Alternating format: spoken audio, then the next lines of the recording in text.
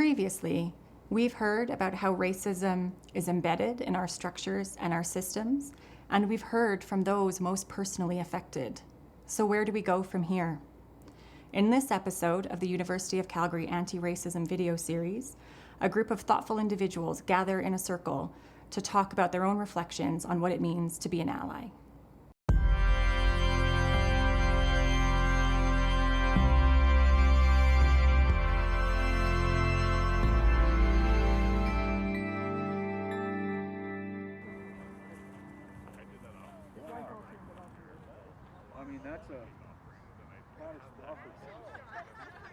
Oki Nistunitani ko Naitwisa Kasum. I just greeted you in the Blackfoot language. My name is Naitwisa Kasum. It's a name that was gifted to me as an infant. Now I live, work, and I play here in Mohkinstsis, and Mohkinstsis is the Blackfoot name given to the city of Calgary. The next round of our circle is just going to be really focusing and trying to unpack what does allyship mean to you. For me, allyship really is about being open. It's about being open to ways of knowledge that from a colonial standpoint, sometimes we question. So for me, it's being open, it's listening, it's learning, it's walking together, it's not being scared of mistakes, but it's about action. It is a beautiful term, and it's to me also a problematic term. Like with most things in life, we have to open it up and tear it apart and sit with those pieces. And for me, it's not something that I can affirm.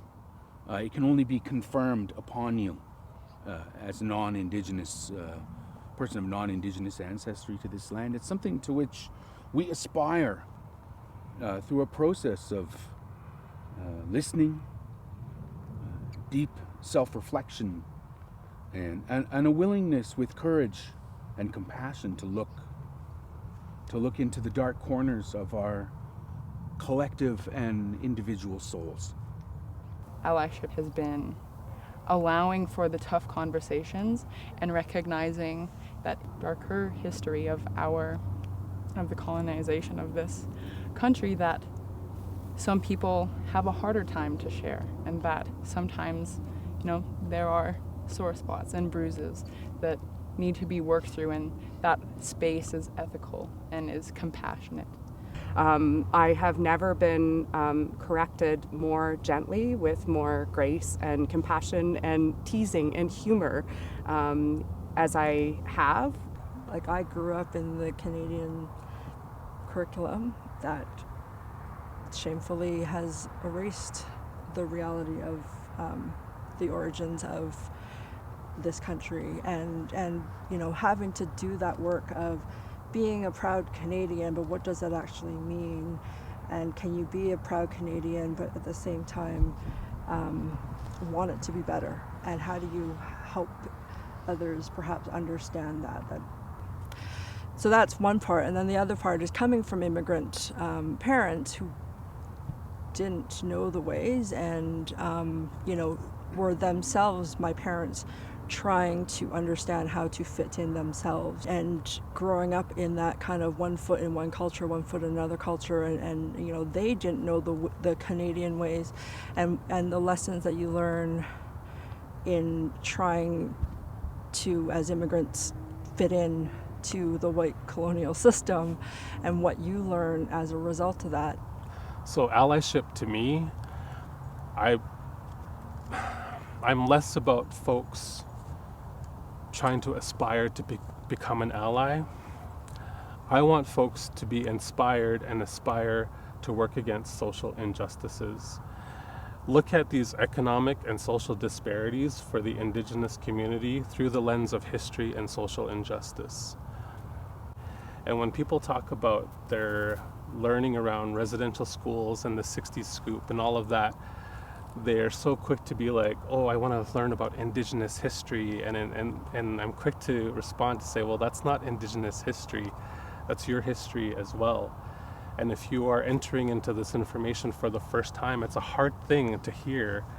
For me, it's this constant kind of inward and outward journey of trying to hold the big picture but act in ways that are meaningful. Because I'm getting concerned that, if we don't start to see this conversation of reconciliation transform into real meaningful change in the quality of people's life, it becomes a kind of a cynical conversation that can really take, it can really crush hearts. I also think allyship is not having these hard conversations with our children.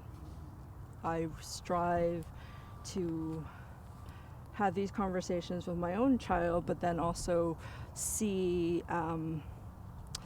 with dismay that, on social media, online parenting groups, that, conversational anti-racism don't belong in parenting groups. And you're like, this is where it starts.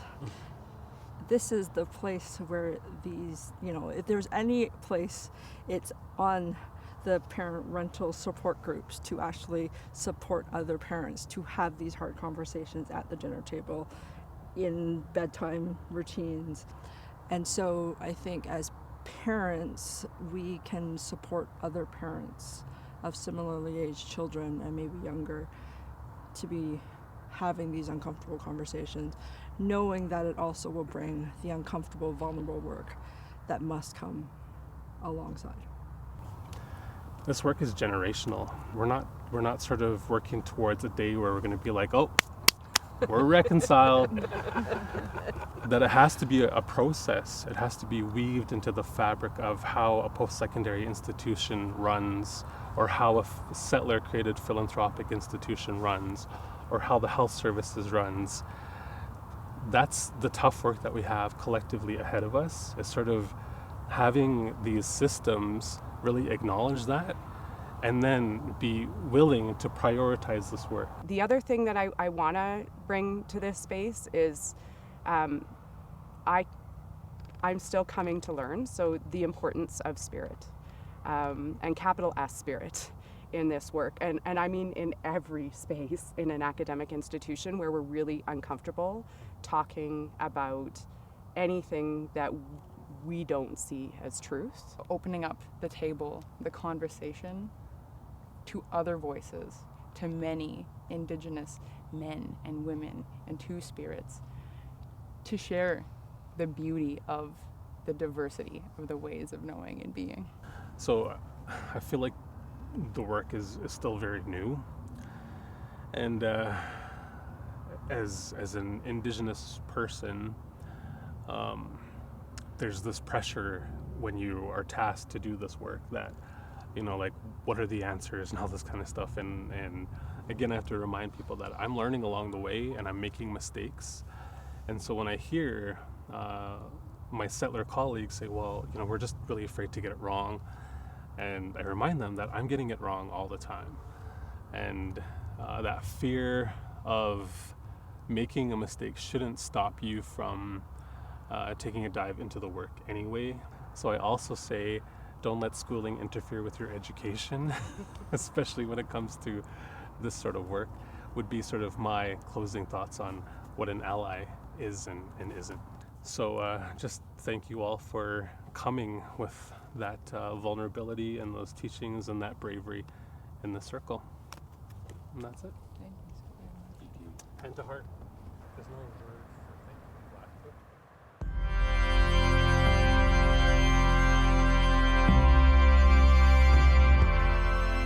Oki, Nistuni Dani Goat Sabinaki. Greetings, my name is Dr. Gabrielle Lindstrom. You just witnessed a very inspiring dialogue around Indigenous allyship and what could that mean. I'd like to pick up a bit on some of the things that they were talking about, but really position it deliberately from an Indigenous perspective. So rather than talking about allyship, I want to offer up some reflections on what it means to be a good relative. So this idea emerges from an Indigenous, culturally embodied perspective in relationship to everything around us, not just our human-to-human relationships, but our relationships to the land, our relationships to our non-human relatives, the plant people, the animal people, and being accountable to those relationships. But just as importantly, our first relationship that we really, I think many of us need to cultivate is that relationship to ourself, and knowing what our intentions are. So that means understanding where power imbalances emerge from. How is power distributed in society? How is it distributed equally or unequally? And who has more power? Who has less power? And understanding what your own relationship to power is within these relational dynamics. At the heart of being a good relative is starting from a place of kindness and compassion, and knowing where power lays in relationships, where power imbalances are threaded throughout relationships. This is really a first step in becoming a good relative.